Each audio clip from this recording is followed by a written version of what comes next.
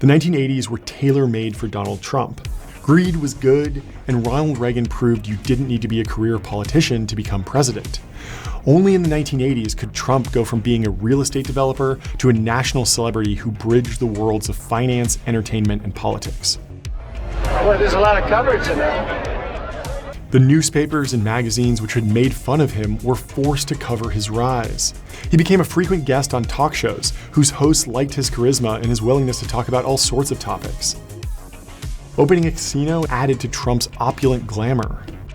To many Americans, Trump, who had a tower with his name on it and a glamorous European wife, embodied the 1980s hyper-capitalist version of the American dream. You'll walk down the street sometimes that people will touch you just for the good luck. It's a strange phenomenon that's been taking place. But even though he had almost everything anyone could ever want, there was still one thing Trump wanted, but didn't have: the West Side Rail Yard.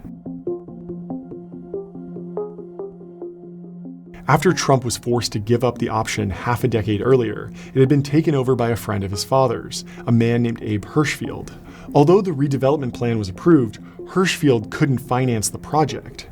It was partly because he had made too many concessions to the local government. But mainly, it was because Donald Trump was working hard behind the scenes to make sure he didn't get the money he needed. When Hirschfield eventually walked away in frustration, Trump bought the development rights and a second chance to move out of his father's shadow once and for all.